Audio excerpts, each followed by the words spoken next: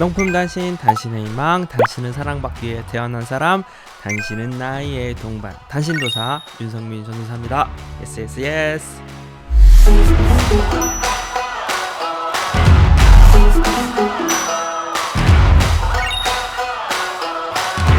오늘은 10월 22일 목요일입니다. 한 주가 진짜 빨리 가네요. 벌써 내일이 금요일이에요. 친구들 한 주간도 잘 보내고 있죠? 오늘의 본문은 마태복음 12장 1절에서 8절까지 말씀.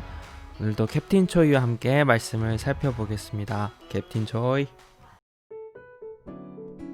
그때에 예수께서 안식일에 밀밭 사이로 가실새 제자들이 시장하여 이삭을 잘라 먹으니 바리새인들이 보고 예수께 말하되, 보시오, 당신의 제자들이 안식일에 하지 못할 일을 하나이다. 예수께서 이르시되, 다윗이 자기와 그 함께한 자들이 시장할 때 한 일을 읽지 못하였느냐? 그가 하나님의 전에 들어가서 제사장 외에는 자기나 그 함께한 자들이 먹어서는 안 되는 진설병을 먹지 아니하였느냐? 또 안식일에 제사장들이 성전 안에서 안식을 범하여도 죄가 없음을 너희가 율법에서 읽지 못하였느냐? 내가 너희에게 이르노니 성전보다 더 큰 이가 여기 있느니라. 나는 자비를 원하고 제사를 원하지 아니하노라 하신 뜻을 너희가 알았더라면 무죄한 자를 정죄하지 아니하였으리라. 인자는 안식일의 주인이니라 하시니라. 아멘. 오늘 본문에서 예수님께서 유대 종교 지도자들과 안식일에 대해서 논쟁을 펼치시는 장면이 등장합니다. 유대 종교 지도자들, 곧 바리새인들이 예수님을 정죄하는 장면인데요. 예수님은 안식일 의식에만 빠져있는 바리새인들에게 되려 책망하시고요. 이 사건 이후부터 본격적으로 예수님이 종교 지도자들과 대립되게 됩니다. 오늘 본문을 설명하기에 앞서 여러분들에게 안식일이 뭐고 또 우리는 안식일을 지켜야 하는가, 성경에 보면 안식일을 거룩히 지키라고 말씀하시는데 그런 말씀들이 참 많이 나오잖아요. 그런데 나랑 안식일이랑 무슨 관계가 있나? 용어부터 정리하고 좀 이 부분을 짚고 넘어가면 좋을 것 같습니다. 먼저 핵심부터 정리하면 우리는 안식일을 지키는 것이 아니라 주일을 지킵니다. 주일. 안식일과 주일은 다른 개념이에요. 창세기를 보면 하나님께서 천지를 창조하시잖아요. 6일 동안 천지를 창조하시는데요. 제7일이 되는 날에 하나님도 쉬셨어요. 그것을 기념하여 구약시대는요, 금요일 저녁부터 토요일 저녁까지 안식일로 지정하고 이날을 따로 구별해서 거룩하게 지켰습니다. 지금도 유대인들은 금요일 저녁 해가 뉘엿뉘엿 질 때면 모든 상점의 문을 다 닫아요. 그리고 대부분 다 집으로 돌아가서 가족들과 시간을 보냅니다. 그리고 토요일 저녁이 되면 사람들이 거리로 몰려 나오기 시작합니다. 토요일 저녁 10시가 마치 대낮처럼 환하고 사람들이 나와서 파티도 즐기고 골목골목이 굉장히 시끌벅적해요. 전도사님은 이 금요일 저녁 안식일날 모든 상점이 문을 닫았을 때 그 도시를 한번 거닐어 봤거든요. 근데 문을 연 상점이 있더라고요. 맥도날드. 맥도날드는 안식일에도 열더라고요. 아무튼 그런데 오늘 본문에 예수님은 자신이 안식일의 주인이라고 말씀하세요. 안식일의 주인이신 예수님이 십자가에 달려 돌아가신 후 일요일 아침에 부활하시거든요. 그래서 주님은 이 안식일의 주인이시자 또 율법을 완성하신 분이시기에 십자가 사건과 부활을 통하여 새 안식일, 곧 주일을 제정하여 예수님 이후에 신약 시대의 성도들은 주님이 부활하신 날을 기념하여서 주일을 지켰던 것입니다. 그래서 주일에 모여서 하나님을 예배하였고, 그렇게 신자들이 모인 공동체를 교회라고 부르는 것이죠. 그래서 결론, 구약에 나타난 안식일은 유대인들이 지키는 것, 그리고 우리는 안식일의 주인이신 예수님이 부활하신 날을 기념하여 주일을 지킨다. 그래서 우리는 매 주일마다 예수님의 부활을 기념하는 거예요. 한 주간 세상에서 얼룩졌던 내 모습을 뒤로 하고 죽음에서 생명으로 부활하신 그 예수님을 기억하며 우리도 다시 새 희망과 새 소망을 얻고 또 한 주를 힘차게 시작하는 것이죠. 이제 안식일과 주일의 개념을 조금 아셨죠? 아마도 이제 앞으로 누가복음 강의 주일날 설교를 통해서 더 깊이 이야기할 수 있는 시간이 마련될 테니까요. 오늘은 이 정도까지만 알면 좋을 것 같습니다. 다시 본문으로 돌아갈게요. 안식일 논쟁은 우리가 읽었던 12장에 2번 나옵니다. 그리고 오늘 우리가 읽은 본문은 바로 첫 번째에 해당하는 사건이고요.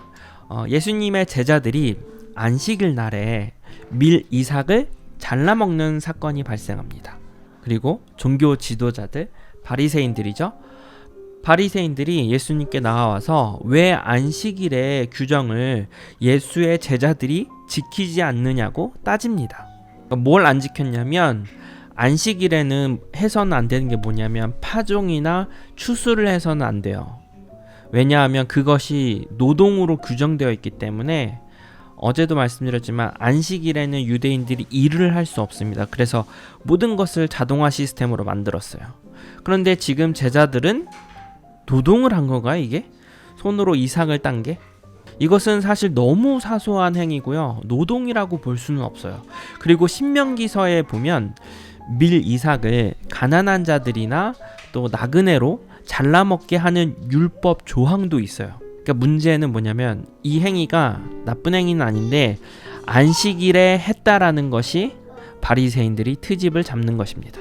지금 바리새인들이 율법을 좀 더 자기식대로 해석하고 너무 지나치게 행동적으로 세분화해서 안식일에 아무 행위도 하지 못하도록 규정하고 있어요. 손으로 이삭을 자르는 행위 자체가 지금 제자들이 추수를 하려고 한 게 아니잖아요. 그런데 이것을 트집 잡아서 추수 금지 규정으로 아주 안식일을 위반한 행위로 바라보는 것이죠. 바리새인들은 이렇게 오히려 율법을 왜곡하고 어떤 자연스러운 인간의 행동을 규제하고 있습니다. 그래서 제자들의 모습을 보고 예수를 책잡기에 딱 좋은 사건이다 라고 기회를 삼았던 것입니다. 이에 대해서 예수님은 사무엘상에 나타난 다윗의 이야기를 예를 들어요. 당시 다윗이 사울왕을 피해서 도망을 다닙니다. 그리고는 아히멜렉이라는 제사장에게 허락을 받고 성전에 진설되었다가 교체된 떡을 먹은 사건이 있어요. 그리고 다윗뿐만 아니라 다윗과 함께한 자들이 같이 먹은 거죠. 그런데 사실 진설병은 제사장 외에는 먹지 못하게 되어 있어요. 그러나 그 율법을 뛰어넘을 수 있었던 것은 그들의 기본적인 생명과 건강을 위해서 먹을 수 있도록 제사장이 허용한 케이스인 거죠.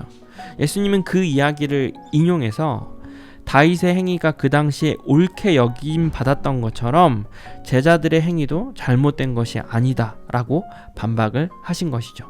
그리고 하나님께서 안식일의 규정을 만드신 목적은 사람의 행동을 제한하여 어떤 자유를 구속하기 위한 것이 아니라 사람으로 하여금 6일간 노동했으니 피로에서 해방시켜주기 위해서 자유를 준 것이고 또 하나님을 더 생각할 수 있도록 시스템을 만들어 놓은 거거든요. 그래서 예수님이 지적하는 것은 사람이 안식일을 위해 있는 것이 아니라 안식일이 사람을 위해 있는 것이다 라고 마가복음 2장 27절에 말씀하신 바도 있습니다. 그러나 바리새인들은 그러한 하나님의 안식일의 제정의 정신을 이해하지 못하고 인위적으로 더 규정을 강화하고 오히려 사람들을 억압하고 하나님 앞에서 정당한 행위까지 정죄하고 있는 모습을 볼 수 있는 것이죠. 우리도 때로는 형식주의에 갇힐 때가 있습니다. 또는 너무 형식을 무시할 때도 있죠. 바리새인들처럼 너무 율법적으로 신앙생활을 해서는 안 되고 또 너무 자유롭게 신앙생활을 해서도 안 될 것입니다. 본문 12장 6절에 내가 너희에게 이르노니 성전보다 더 큰 이가 여기 있느니라 말씀하시죠. 예수님은 자신이 성전보다 큰 자라고 선언하십니다. 그리고 주님은 안식일의 주인이라고 말씀하시죠. 그러므로 우리가 바라볼 대상은 진정한 안식이자 우리 삶의 주인이신 예수님을 바라보아야 합니다. 그러면 오늘은 여기까지. 오늘도 함께 말씀 살펴볼 수 있어서 너무 감사했고요. 우리는 내일 광야에서 다시 만나기로 해요. 친구들 안녕.